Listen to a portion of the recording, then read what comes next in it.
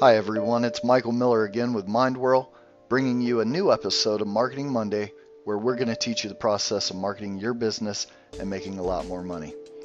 Today's episode is the first episode of 4, and it's entitled The 4 Ps Product, which is also another way to talk about the unique selling proposition, or USP.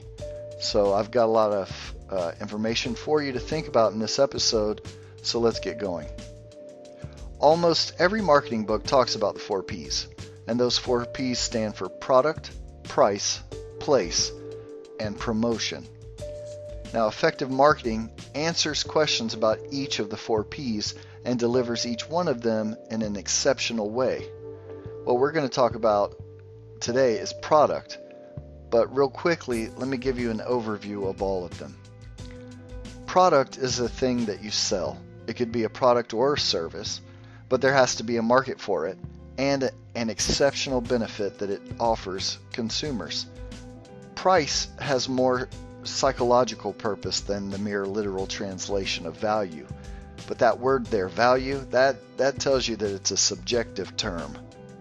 Low price, high price, they affect the target market in different ways, and understanding how they affect the target market is the goal with price. Place speaks to the target market that you choose to sell your products or services to. Product and place are inextricably tied together and really have to be thought of simultaneously. But place is the identification of the target market, the target consumer, and the media they prefer. Promotion includes the tactics and strategies you'll use to get awareness of your products and service and persuade the target market to purchase them. In the upcoming episodes, we'll talk about the other 3 Ps, but in this episode, again, we're just going to focus on product. So, as with each of the 4 Ps, the first one, product, alludes to more than the common meaning for the word, as you can imagine. Now, when you think of the word product, you think of a good that's sold to a consumer.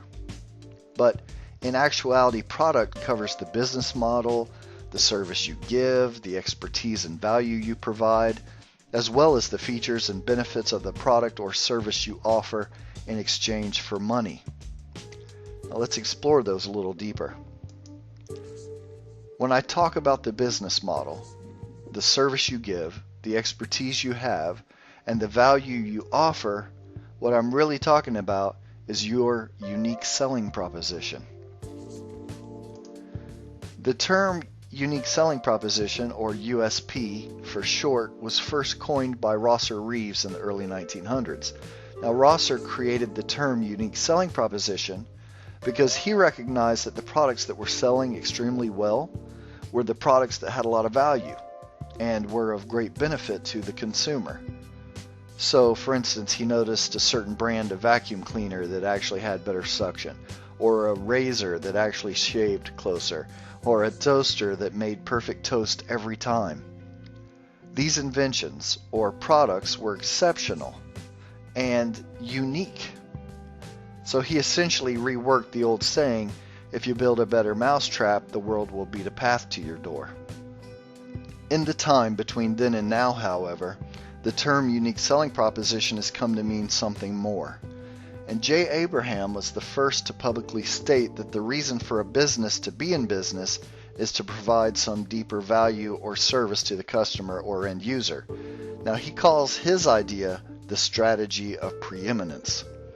Now, Jay believes that each business should strive to be the very best it can be because consumers are naturally drawn to the best businesses, just like Rosser Reeves found.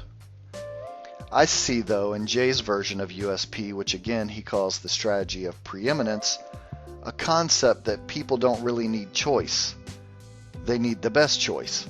Now, that may sound like there'd only need to be one product in the marketplace, but the best choice depends upon several factors such as price, speed, efficiency, value, quality, service, and more. Because there's so many criteria, the best product to choose is determined by the situation. For instance, while no one wants to pay $1,000 for a camera, when there's another camera with twice the features for the same price, Someone will pay $500 for it because it meets their needs and it's not $1,000. So that means that the business model, the cost of innovation, the time to implement, the ease of production, the distribution channels, the branding, the packaging, and a whole slew of other necessary elements are extremely important factors to understand when determining the product and the unique selling proposition of the product. Now, how each of these factors play together and work against each other helps you understand the target market and understand if you can make a profit or not. For instance, can we sell clothes as luxury items? What's the size of the target market in our universe? That would be the first question. The universe could be the local market, or it could be a regional, national, or worldwide market. We have to understand that there are cheaper clothes and there may even be more attractive clothes, but can we reach enough people who would buy our clothes and still make a profit? As you look at the options that providing choice for the end consumer gives you, you can start to see the segments or submarkets within each larger market. Research is going to tell you the size of each of those segments and if you can make money delivering products that meet the needs of those segments. In this example, I've just got two criteria, wealth and tastes, right? But you still get 4 submarkets or market segments. And as you add criteria, the subsegments expand dramatically. And as you can tell, the term product in the 4 Ps represents a lot of information.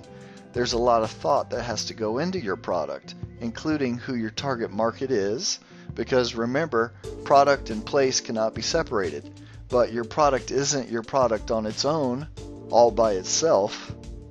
Your product includes everything your business stands for, and the way your business is perceived by consumers. Ideally, the product will serve a target market better than any other competing product. It can have more features, be quicker, have better quality, last longer, make the owner feel good about themselves for owning it, and a whole lot more. But it will provide the consumer the best choice in a specific category versus a range of categories. It will provide value to the consumer, and it will have a significant enough of a profit margin that it'll allow the business owner to put money into innovation so that they can refine the product and deliver even greater value to the consumer in the future.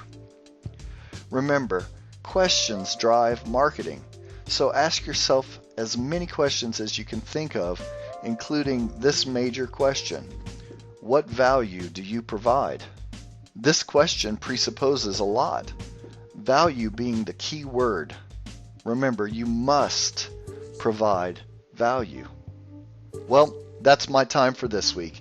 As you can tell, I could talk about product all day, and the 4 Ps.